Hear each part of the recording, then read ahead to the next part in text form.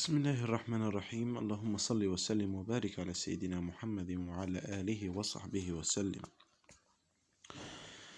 كل عام وحضراتكم طيبين، كل لحظة وكل مشاهدينا وأنتم بخير. بارك الله فيكم جميعا وبارك الله في من صلى على الرسول صلى الله عليه وعلى آله وصحبه وسلم. موضوعنا مهم جدا جدا جدا جدا جدا جدا في الفيديو. كل اللي حابب أقوله في الفيديو ده إن في حالات أول ما توصل ليها الفراخ تبقى حالات ملهاش علاج، وبتبقى معظمها أمراض فيروسية، وبيبقى كبد الفراخ والأمعاء الداخلية ليه أصبحت شبه منعدمة وغير صالحة إن الفراخ تفضل على قيد الحياة. مرض معدي بيصيب الفراخ. أول ما يجي لفراخك هقولك على كل أعراضه والحالات اللي ما فيهاش علاج، والعلاج وقتها مش هيجيب نتيجة. وفي أقرب بحر وأبعد مكان يقابلكم، أبعد مكان يقابلك، ارمي الفراخ لأنها معاكي ما عادتش هتجيب أي جدوى أو منفعة.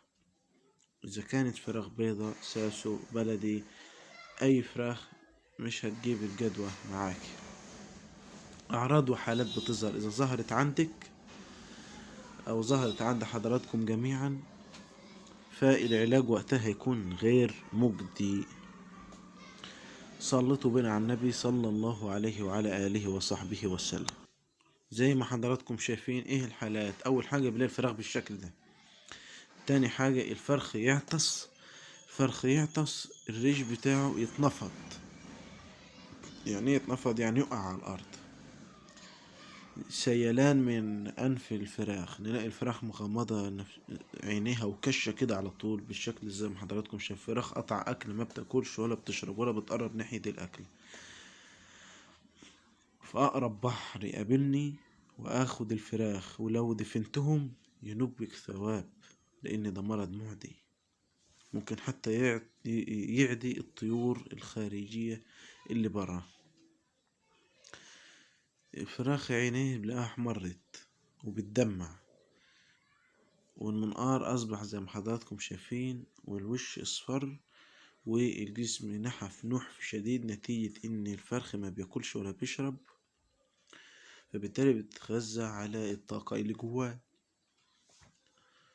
بنلاقي الفرخ لما يجي يعطس ريش يقع، يعطس عطسة بريش، والعطسان ده بيبقى كارثة، ممكن يدمر قطيع بأكمله من الفراخ.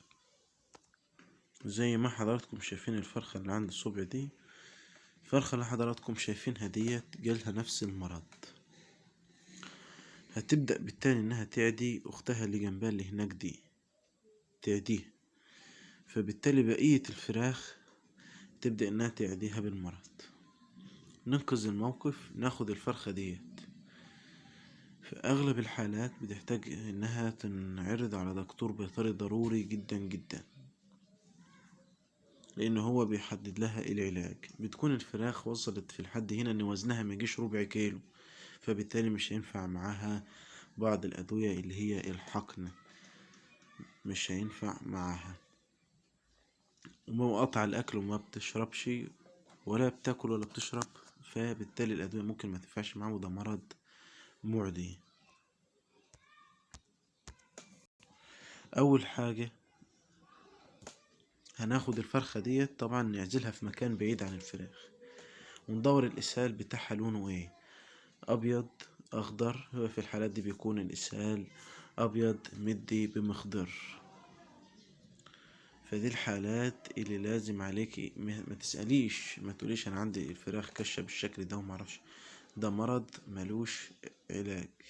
الأمراض، معظم الأمراض الفيروسية المعدية اللي بتصيب الفراخ ملهاش علاج، واللي يقول عكس كده يبقى كذاب. اسأل مجرب ولا تسألش طبيب. ده كان موضوعنا الفيديو.